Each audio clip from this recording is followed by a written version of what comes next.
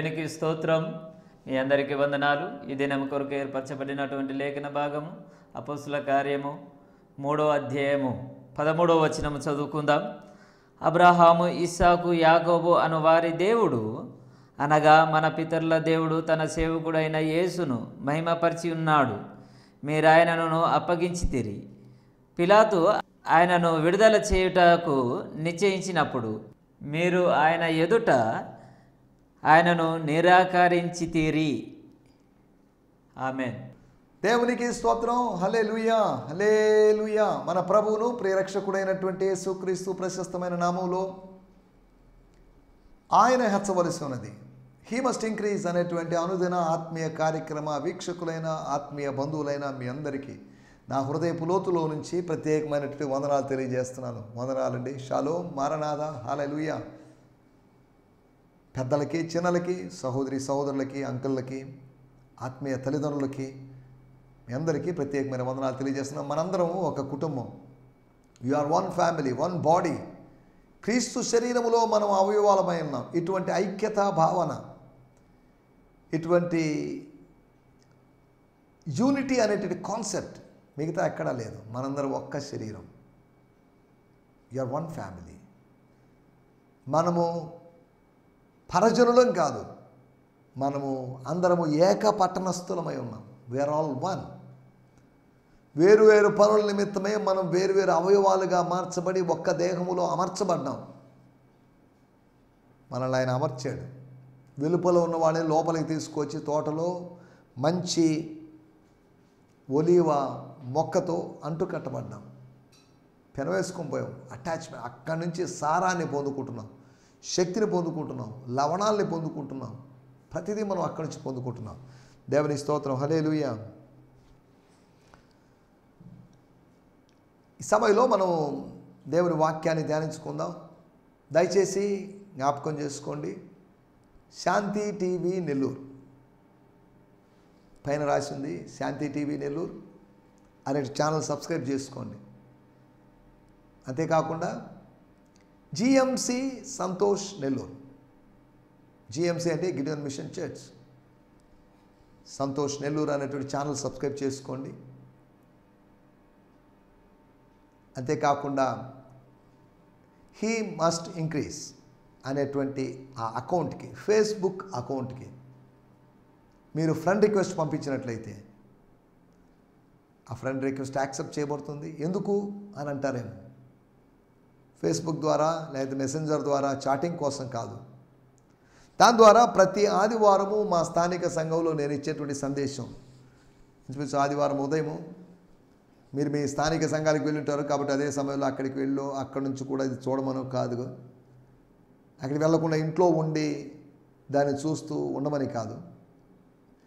ఆదివారంలో చర్చ అయిపోయిన తర్వాత, భోజనం అయిపోయిన తర్వాత కాస్త విశ్రమించే సమయంలో ఆ సందేశాన్ని కూడా మీరు వినే అవకాశం ఉంది. కనుక వినొచ్చు, వినండి. ఫేస్బుక్లో నుంచి ఇస్తున్న లైవ్ ఇంచుమించు 50 minutes 1 hour ఉండేటువంటి ఆ సందేశం మీకు అది ఆశీర్వాదకరంగా ఉంటుందని నేను భావిస్తున్నాను. కనుక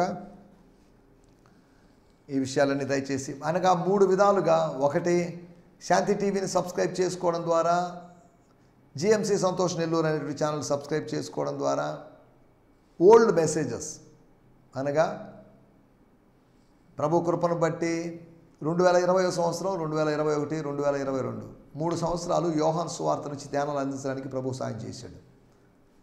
కాబట్టి ఆ ధ్యానాలు, వాటిలో ఓల్డ్ ధ్యానాలు, వాటిని అప్లోడ్ చేస్తున్నారు నా పర్సనల్ ఛానల్లో.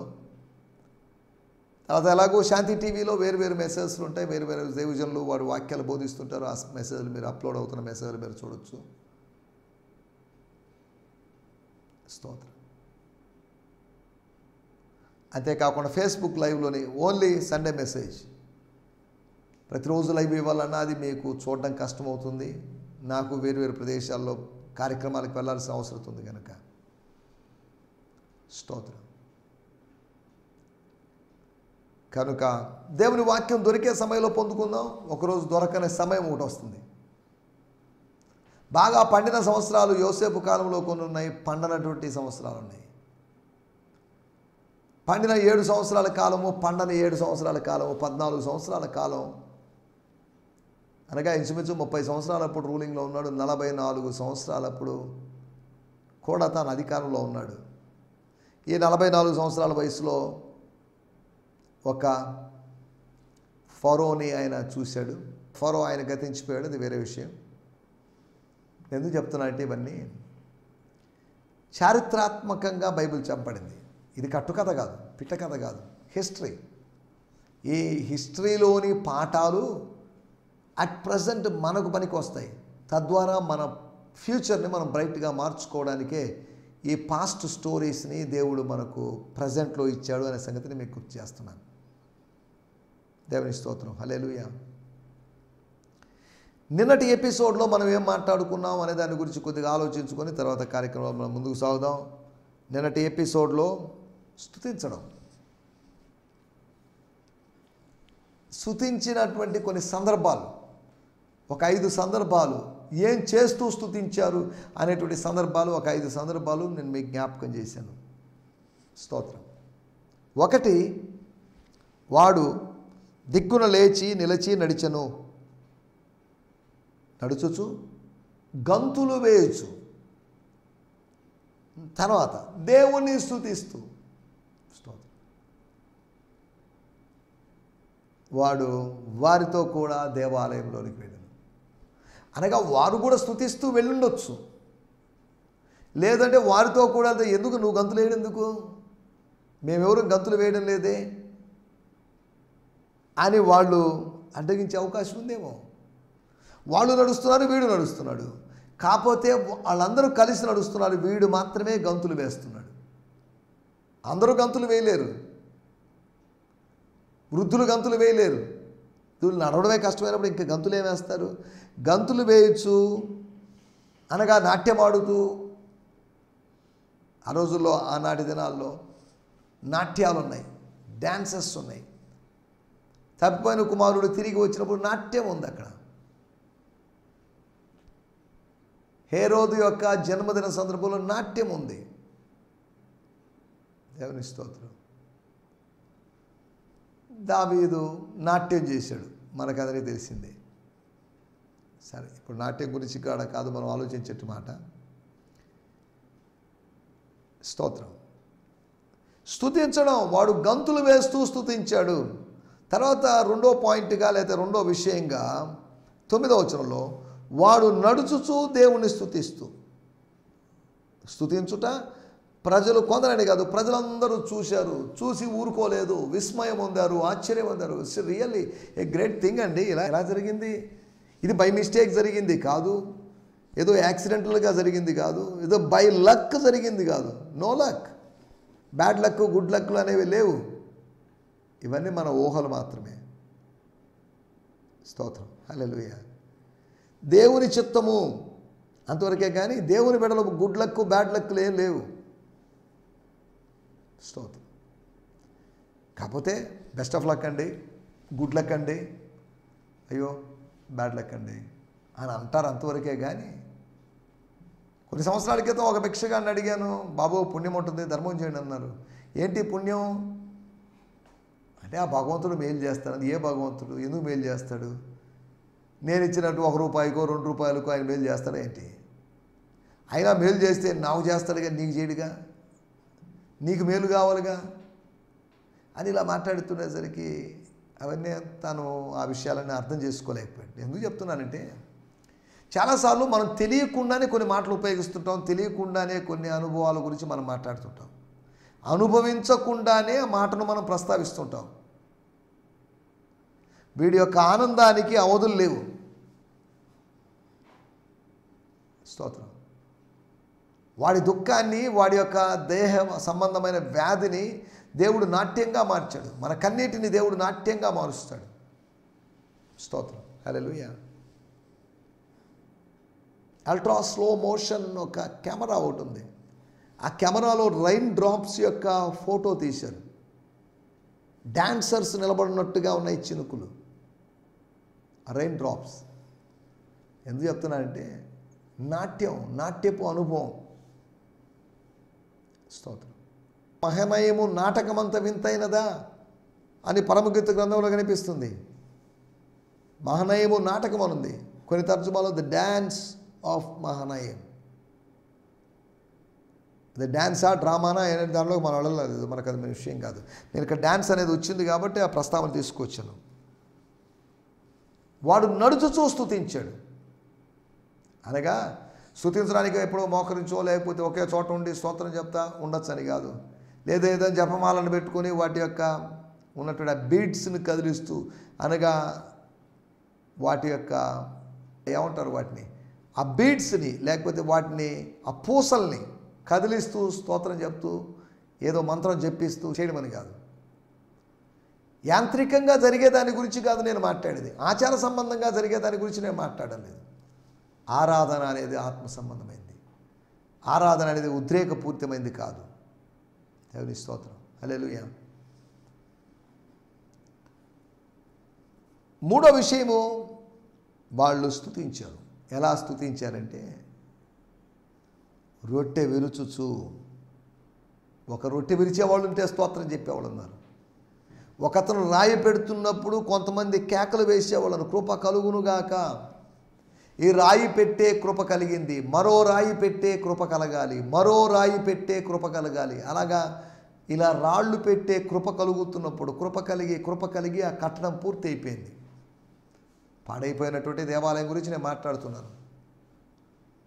జకర్యా గ్రంథం 4వ అధ్యాయంలో ఉన్న విషయం. స్తోత్రం, హల్లెలూయా. తర్వాత వాడు తిరిగి వచ్చి, 10 మంది కుష్ఠరోగుల్లో ఒకడు తిరిగి వచ్చి, హీ హాజ్ కమ్ బ్యాక్, వాడు వెనక్కు మళ్ళీ మెస్సియా ఉన్న దగ్గరికి వచ్చి, వాడు ముందుకు సాగలేక, దేవాలయంలోకి వెళ్ళలేక, నాకే అనిపిస్తుంది నా రోగం తగ్గిందని, ఇక దేవాలయం యొక్క అవసరత లేదు, ప్రధాన యాజకుని యొక్క అవసరత లేదు, యాజకుని చూపించుకొని అతని యొక్క నిర్ధారణ మీద ఆధారపడాల్సిన అవసరం లేదని తిరిగి వచ్చాడు. స్తోత్రం. వచ్చి స్తుతించాడు. స్తోత్రం. వెనక్కి తిరిగి వచ్చిన వాళ్ళు అనగా స్వస్థత అనుభవంతో తిరిగి వచ్చిన వాళ్ళు, రోగంతో తిరిగి వచ్చిన వాళ్ళని కాదు. 9 మంది సంగతి పక్కన పెట్టండి. వాళ్ళు తిరిగి వచ్చి దేవుని స్తోత్రం చేశారు. ఒకడు, ఈ సమరయుడు తప్ప, ఈ అన్యుడు తప్ప స్తుతించడానికి తిరిగి వచ్చిన వాళ్ళు ఎవరు లేరా? ఆ 9 ఎక్కడా? Where are those people, those 9? Where are those 9 people? ఏరోళ్ళు అని ప్రభు, వాళ్ళని ఎట్టా ఏం చేస్తామో మరి నాకు తెలియదు, వాళ్ళని తీసుకొని రమ్మని ప్రభు చెప్పినట్టు మనం అర్థం చేసుకోలేం. ఆ మాటల యొక్క ఉద్దేశం స్తుతించడం, స్తుతి యొక్క పాత్ర. స్తుతి పాత్రుణ్ణి మన జీవితంలో స్తుతించడంలో మనం ఎంతవరకు ఆయనకి మనం ఇస్తున్నాం, ఆ రోల్ మనం కల్పిస్తున్నాం. స్తుతి పాత్రుడు, స్తుతికి యోగ్యుడు, మన స్తుతులు ఆయనకి చెల్లించాలి. స్తుతుల సింహాసనం మీద ఆయన కూర్చోబెట్టాలి. స్తోత్రం. పేతురు యోహాను స్తుతించారని కాదు, ప్రజలందరూ స్తుతించారని కాదు, ఒకడు స్తుతించాడు, పేతురు యోహాను నడిపించారు, ప్రజలందరూ విస్మయం పొందారు. దేవుని స్తోత్రం, హల్లెలూయా. స్తోత్రం. 4వ విషయం, స్థిరపరచబడుచు, ఎస్టాబ్లిష్ అవుతూ, నాటుకపోతూ, వేరుపారుతూ, ఇంటి వల్లే కట్టబడుచు. స్తోత్రం. మీరు దేవుని స్తుతిస్తూ ఆయన యందు నడుచుకొనుడి. Walk in him. ఏ విధంగా అనడానికి అక్కడ 3 ఉదాహరణలు చెప్పబడ్డాయి, 3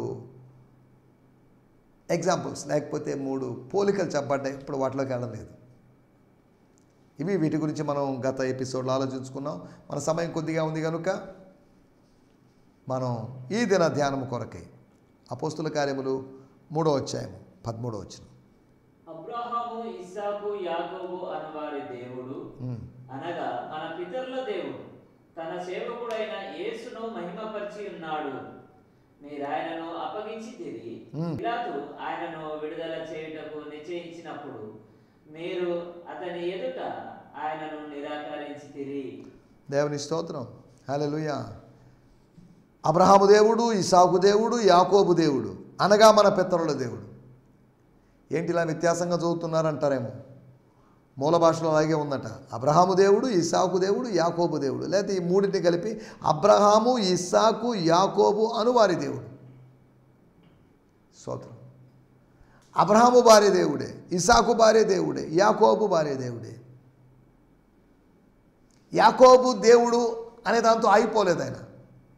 యోసేపు దేవుడు అని పిలవబడలేదు, కానీ యోసేపు దేవుడే. యోసేపు కూడా దేవుడిగా ఉన్నాడు.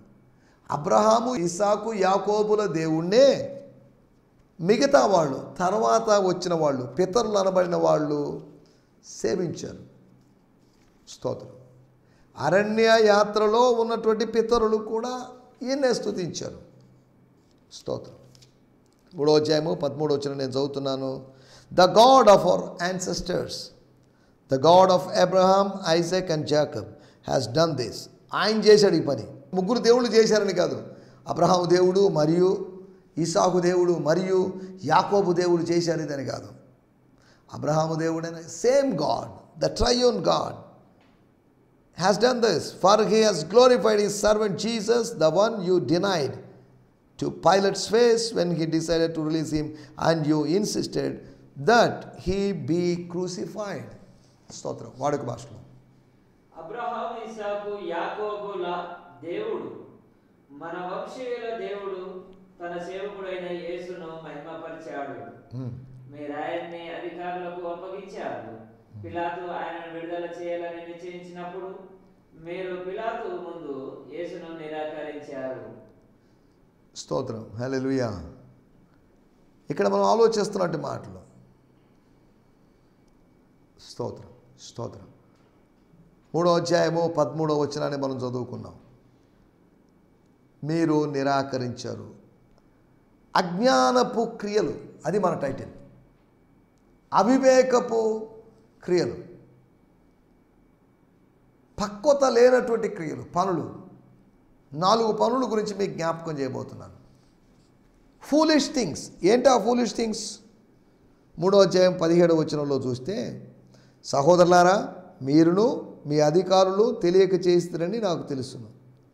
అనగా మీరు మీ అధికారులు కలిసి, అనగా అనుచరులు అధికారులు కలిసి, మైనారిటీ అండ్ మెజారిటీ కలిసి, లీడర్స్ అండ్ ఫాలోవర్స్ కలిసి చేసిన పని. తేడా ఉందేమో, మీలో 2 తేడాలు ఉన్నాయి, కానీ చేసిన పనులన్నీ ఒకటే పనులు. అజ్ఞానపు పనులు, అజ్ఞానపు క్రియలు. ఈ రోజుల్లో కూడా మనిషి ఎన్నో అజ్ఞానపు క్రియలు చేస్తున్నాడు. జ్ఞానం ఉంది, జ్ఞానం వినియోగించకుండా అజ్ఞానపు మార్గంలోనే ఉన్నాడు. స్తోత్రం. జ్ఞానం కలిగినవాడు, జ్ఞానం పొందినవాడు జ్ఞానవంతంగా క్రియలు చేస్తాడు. జ్ఞానాన్ని పోగొట్టుకున్నవాడు, జ్ఞానాన్ని పొందనివాడు అజ్ఞాన పనులు చేస్తాడు. ఏంటి ఆ పనులు అనే వాటి గురించి మనం కొద్దిగా ఆలోచించబోతున్నాం. అనగా పనులు చేయడంలో తప్పిపోయారు, ఫెయిల్ అయిపోయారు, వాటి గురించి మనం కొద్దిగా మాట్లాడుకోబోతున్నాం. 1, నెంబర్ 1, ద నెంబర్ 1 ఇగ్నోరెంట్, లేకపోతే ఇనిక్విటీ, లేకపోతే వాళ్ళు చేసినటువంటి ఆ కార్యం ఏంటి? 3వ అధ్యాయము 13వ వచనంలో రాయబడింది, మీరు ఆయనను అప్పగించితిరి. You have committed him. ఆయన్ని మీరు అప్పగించేశారు. స్తోత్రం. సిలువ వేయడానికి అప్పగించేశారు. ఆయనను లోకానికి, యేసును లోకానికి దేవుడు పంపించాడు, లోకానికి అప్పగించాడు.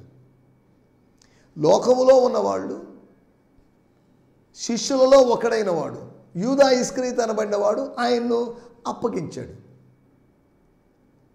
యూదా ఇస్కరియోతు అప్పగించడం గురించి కాదు ఇక్కడ మాట్లాడింది, జాగ్రత్త చదవాలి. అబ్రహాము, ఇస్సాకు, యాకోబు అను వారి దేవుడు, అనగా మన పితరుల దేవుడు తన సేవకుడిని యేసును మహిమపరిచినాడు. మహిమపరచడానికి ముందుగా మీరు ఆయన్ను అప్పగించేశారు. ఎవరికి అప్పగించారు? ఆయన వేరు అధికార మందిరాల్లోకి వెళ్ళాడు, పిలాతు దగ్గరికి వెళ్ళాడు, కయపా దగ్గరికి వెళ్ళాడు, అన్నా కయపా దగ్గరికి వెళ్ళాడు, హేరోదు దగ్గరికి వెళ్ళాడు. ఇలా వేరు వేరు ప్లేస్లోకి వెళ్ళాడు. ఎక్కడ న్యాయం జరగలేదు, అది వేరే విషయం. He got no justice anywhere. ఎక్కడ న్యాయం దొరకలేదు. పరలోకపు ప్రతినిధిగా వచ్చిన వానికి న్యాయం దొరకలేదు. ఆయనకే న్యాయం దొరకకపోతే మనకేం న్యాయం దొరుకుతుంది ఈ లోకంలో? దొరకలేదు అంటే దాని అర్థం మనకు న్యాయాన్ని ఆయన చేస్తాడని అర్థం. దొరకదు కానీ ఆయన అనుగ్రహిస్తాడు, ఆయన దొరికేటట్టు చేస్తాడు. దేవుని స్తోత్రం, హల్లెలూయా. ఒకటి అప్పగించడం, బెట్రయల్ ఆర్ కమిటింగ్. ఆయనతో మీకేం పని? ఆయన ఎందుకు అప్పగించడం?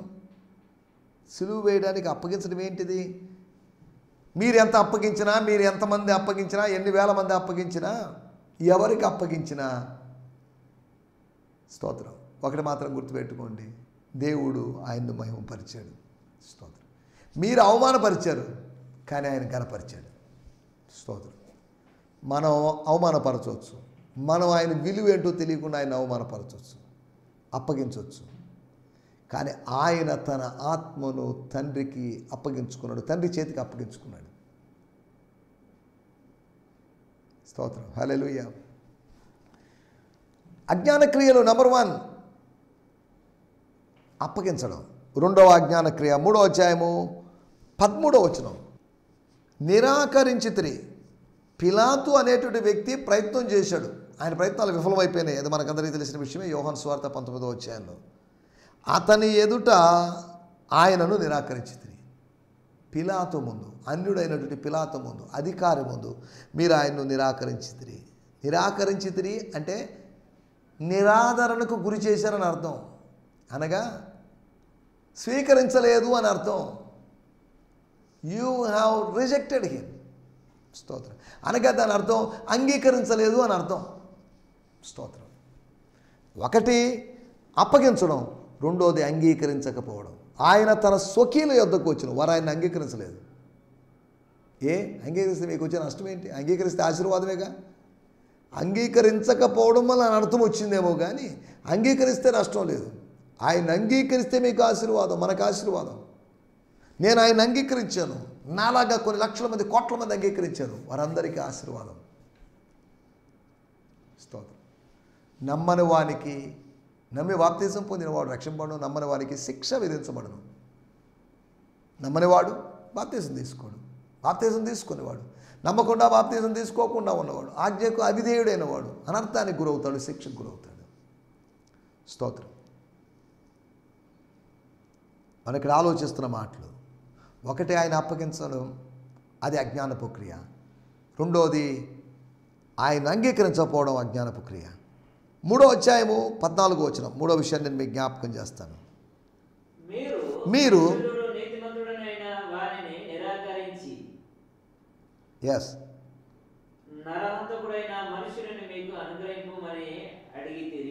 మీరేమడిగారు? ఎవరిని అడిగారు? ఎవరిని రిజెక్ట్ చేశారో తెలుసా? స్తోత్రం. పరిశుద్ధుడును నీతిమంతుడైనటువంటి వానిని నిరాకరించారు. యేసు పరిశుద్ధుడు, యేసు నీతిమంతుడు. కానీ మీరు కోరుకుంది ఎవరినో తెలుసా? నీతిమంతుడే కాదు, నరహంతకుని కోరుకున్నారు, బందిపోటు దొంగను కోరుకున్నారు, బరబ్బాని కోరుకున్నారు. మీకు అనుగ్రహింపమని అడిగారు మీరు. స్తోత్రం, హల్లెలూయా. యోహాను సువార్త 18వ అధ్యాయము 40వ వచనంలో మనం గమనించినట్లయితే, చూడాల్సిన అవసరం లేదు కానీ నేను చదువుతున్నాను. అయితే వారు వీనిని వద్దు, బరబ్బాను విడుదల చేయమని మరలా కేకలు వేసిరి. ఈ బరబ్బా బందిపోటు దొంగ. అరే, నీతిమంతుడిని ఎవరైనా కాదనుకుంటారా? పరిశుద్ధుడే కాదనుకున్నారు, మీరు కాదనుకున్నారే. బందిపోటు దొంగని కోరుకున్నారు, నరహంతకుడిని ఎందుకు కోరుకున్నారు మీరు? 3వ విషయము అడగటం. ఏం అడుగుతున్నాం మనం? అనవసరమైన వాటిని, అనవసరమైన వ్యక్తుల్ని. మన్నా తింటూనే మాంసం కావాలని అడిగారే. దురాశల, స్వకీయ దురాశల చొప్పున నడిపించబడుతూ, మోటివేట్ అవుతూ అడగడం ఎంతవరకు కరెక్ట్? మన భోగముల నిమిత్తమే అడగడం ఎంతవరకు కరెక్ట్? స్తోత్రం. అడగడం. 4వ విషయం మనకి ఇక్కడ లేదు కానీ 4వ విషయాన్ని మీకు జ్ఞాపకం చేస్తాను. అజ్ఞానపు క్రియలు. ఈ 4 అజ్ఞానపు క్రియలు కాదు, బోళ్ళు ఉన్నాయి.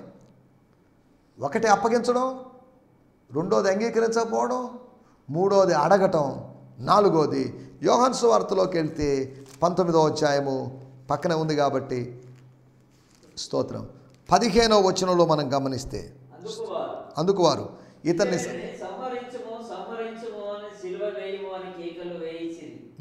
పిలాతు మీ రాజును సిలువ వేయుదునా అని వారిని అడగగా ప్రధాన యాజకులు కైసరు తప్ప మాకు వేరొక రాజు లేడని. చాలండి, స్తోత్రం. వాళ్ళు ఏం చేశారంట? కేకలు వేశారు, అరిచారు. ఆ రోజు అరుస్తున్నట్టు వాళ్ళని చూసి ఆదివారం రోజు, మట్లాదివారం రోజు, ప్యాషన్ సండే రోజు, హోసన్నా సండే రోజు, ఎందుకంటే వీళ్ళు కేకలు వేస్తున్నారు అన్నారే, వీళ్ళు కేకలు అయిపోతే రాళ్ళు కేకలు వేస్తాయి అని ప్రభు అన్నాడుగా. ఇప్పుడు మీ కేకలేంటి? శుక్రవారం పూట మీ కేకలేంటి? గుడ్ ఫ్రైడే అనబడిన రోజు మీ కేకలేంటి? స్తోత్రం, హల్లెలూయా. అనవసరపు కేకలు. నా సేవకుడు అనవసరంగా కేకలేడు.